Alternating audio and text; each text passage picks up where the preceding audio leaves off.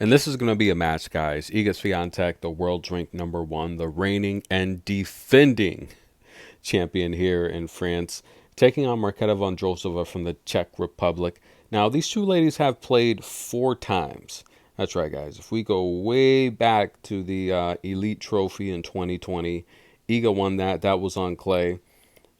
First set went to a tiebreak. Second set, bagel. Right? They played at the French Open a few years ago.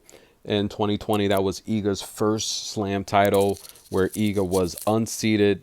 But I mean, that tournament, if you remember that tournament, a lot of players did not play that tournament. We were in the middle of CV, and it was just one of those tournaments where a lot of players chose not to play. You know, of course, the Williams sisters, they chose not to make the trip to France. And there was just there was a lot going on in that French Open because just the protocol, the treatment of the players, they felt that, they were just locked up in a cage. So that was a very weird slam tournament. Even the US Open the following year was very weird. But Iga won that unseeded. I don't know if because I mean, Marketa had made the French Open championship previously against Barty. I don't really know if I look into that matchup too much because just the vibe there was just, I mean, no one expected Danielle Collins and Sophia Kenin to be playing that deep in the draw. But let's take a look at Cincinnati last year, okay, before Iga would lose to Coco for the first time. Now, first set went to a tiebreak. These ladies, they don't like each other, and and and I'm gonna say it's probably more on Marqueta's side. And the reason I say that this is my opinion. Okay, this is the part where I give my fair criticism. Is based on my opinion. But if you've watched them play, you can tell Marketa does not like Iga. You can tell she doesn't. And she's complained several times with the things that Iga's done when they've played. She's complained that Iga's holding up her serve. She complained that she's not ready. The rule book says the defender, the returner, has to play at the speed of the server. Marketa has complained that Iga is holding her up, right? And I've talked about how you can't, you can't be entitled. You can't, it's just, you can tell that there's entitlement going on, right? The rule book says play at the speed of the server. If you're returning and you're not ready, Marketa plays fast. And this is how I can tell Marketa does not like Iga.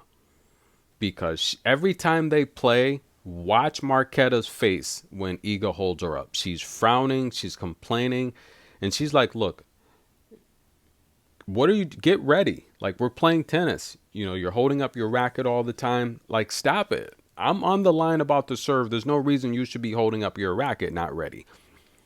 Marketa gives Iga the stank eye. She really does. And I think it's a tactic that works. Marketa plays fast. She's like Madison Keys. She gets on that line and she's serving. She's ready to go, right? That's her style of play. If someone has a playing style and you disable that, if you prevent them from playing their style, that's an advantage for you. And I feel it's kind of unfair. The chair umpires do need to look at when these two play closely because I've been here live. I've seen the matches. I've seen Marketa's face. I've seen her complain. And that's kind of not fair. If you're slowing down someone's game, you guys play basketball too, right? A team that run and guns, when you, let's say the team, here's, and I coach youth. You guys know that as well. A team that plays zone defense, there's numerous ways you can prevent them from setting up the zone, right? One, the most obvious is to make shots. Shoot them out of it, right? Shoot them out that zone. You don't want them playing zone. Shoot them out of it. Hit shots, they'll go man, okay? Push the ball so they can't set it up. If you run them out the gym, they will never be able to set up that zone. You have to get back and set up the zone. But what a lot of teams like to do is, like, for example, let's say a team scores. They'll score the hoop and then they'll take the ball And then after they score, let's say they score a layup, they take the ball as it's bouncing through the net and they'll just kind of roll it down or push it to the side or, you know, throw it to the ref.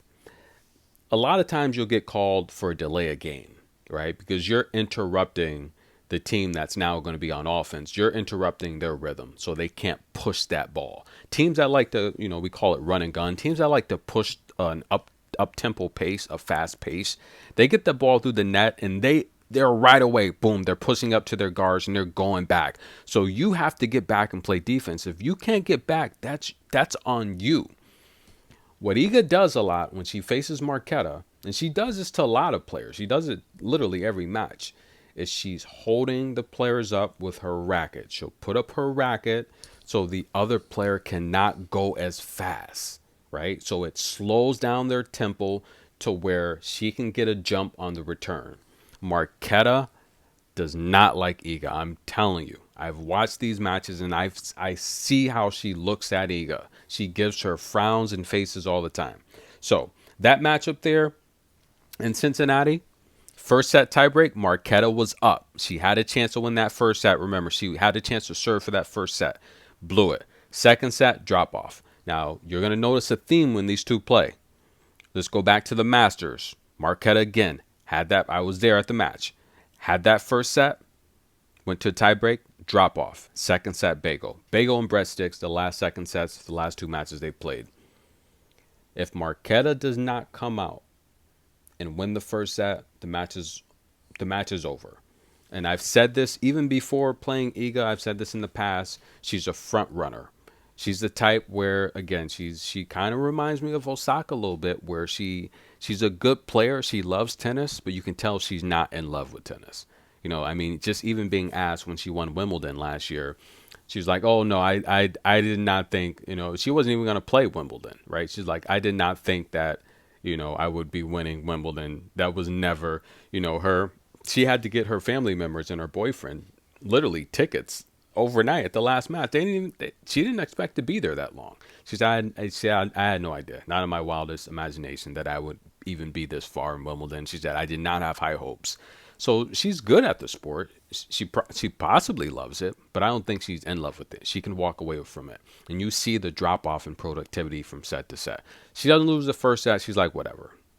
She has that attitude. I'm telling you, she has that whatever type of attitude. You know, I've seen her. She's not a fan type of person. She's just like, whatever. Because I mean, you figure, even despite making the French Open a few years ago, more than a few years ago against Ashley Barty, she's the type of player that's like, she has that whatever type of attitude, which, I mean, it's nonchalant. It's her style, you know, but nonetheless, she's having an okay season. I mean, 10-4, she's really turned it on really the last couple tournaments on clay, but she's here in the quarterfinal after taking out Rebecca Masarova.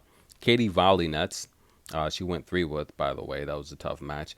Chloe Paquette, she took out an Olga Danlovic. Now, Olga has rockets. She has a lot of power, and she passed that test pretty darn good, to be honest with you. She did really good, and I'm happy she passed that test because she needed to come through against Olga, who's just been playing very, very well. Now, let's go back to that French Open year where Marketa, 2019, where she made the championship match. Now, she took out Wong, Potapova in the second round.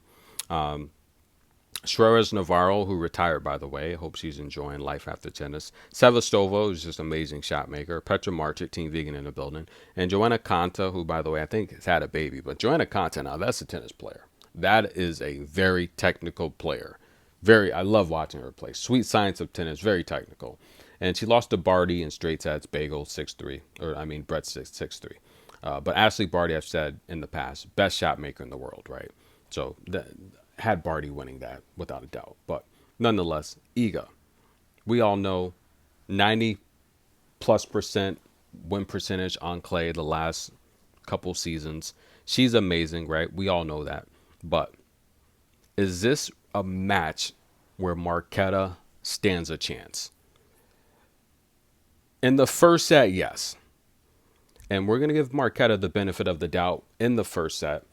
They're fading Marketa bad here. They're saying Marketa's not even going to win 5 service games. I think it's a little disrespectful considering the last 2 times they played. the first set's gone to a tiebreak. So we got to play the first set. We have to play the first set. You're not going to get productivity out of Marketa in the second set. She loses the first set. This is not going to happen. And I've been saying this even before she played Iga. She don't play second sets if she loses first. That's just, she has a nonchalant attitude. But she's very skilled. She's very talented. She's got drop shots, slices, and that's what she does to frustrate Iga. She hits her with the short ball. She has good variety. She hits the passing shots, right? And I'm telling you guys, I want to see Mukova come back, Air Mukova, because she's got the style, the type of game. It's the Czech players. Look at Barbora, who's won more service games than Iga over their head-to-head matchup, right? She's dominated the last 2 times they played. Barbora. Look at Mukova. She challenges Iga. Look at Marketa. Last 2 meetings, tie breaks in the first set. Those Czech players play Iga pretty darn good. So we're gonna go with the spread. We're gonna take Marketa plus 3.5 games in the first set, which means we're taking the over 8.5. So that's a 2 set there. This is a parlay. Why not? We got to go with Marketa to win some service games. I think she's being disrespected a little too much here. And due to the decline in her productivity in the second set, we got to go with the plus 8, the plus 3.5 in the first set, over 8.5 games. We're going to take Marketa to win at least 3 service games in the first set. That's the pick. Will Iga win? I mean, I'm not going to count Marketa out. You can't constantly beat someone all the time, right? Sooner or later, they're going to figure you out. They're going to train harder if they really want it, right? And eventually, they're going to beat you. So the head-to-head is officially 4-0, although it says 3-0. It's officially 4-0 as they played one time in a Elite Trophy Championship. But nonetheless, guys, there you have it. That's a pick. Will Iga win the French Open? Well, let's take a look, guys. So if she gets past this matchup, she'll take on the winner of Coco or Ons. And if she gets past that matchup, on the other side of the draw, we have Sabalenka, Mira, Pellini, and Rybakina. I don't think that Sabalenka is, even though she hits hard, she's not really a technical player. She makes a lot of mistakes, and her emotions are still getting the best of her, at least when it comes to Iga. The best chance to beat Iga, I would put on Pellini or Elena Rybakina. And the reason why is, and what about Mira? I mean, I'll be honest with you. Here's what I like about Mira, and I want to talk about her matchup as well. She has a long wingspan, and I don't think people realize how long of a player she is. She's very long, and she gets balls back, right? She gets balls back due to her wingspan. She's got long legs, and I'll be honest with you. I think her wingspan's probably, even at her age, I think her wingspan's probably close to 8 feet. Like a freaking bald eagle or something like that, or a California eagle that have like 10-foot wingspans. But nonetheless, guys, I think Mira she's never played Iga, and those are the type of matchups where you don't really have a good scouting report because you've never played someone before, so you don't really know their tendencies. I think Mira might have a chance to do something with Iga. Why? She's got good top spin. She could back up Iga deep. She's got a left down the line. She's fast. I would like to see Mira play Iga. I think Mira would have a better chance to beat Iga than Sabalenka. And look, I know it might sound a little bit ridiculous, but you gotta understand, Iga's got a pretty good camp. They put together a really good game plan. They know Sabalenka's game. And this, if you watch my video where I talked about, it was kind of a funny video where, the question was to Sabalenka, do you study for Iga? Like, do you watch her matches? Do you practice for her? And she says yes, she does. And the question was asked to Iga, do you study for Sabalenka? Do you, dedicate your practices to her? And Iga was like, no, I don't. That's hilarious, guys, right? Now you factor in someone like Mira where she hasn't played her.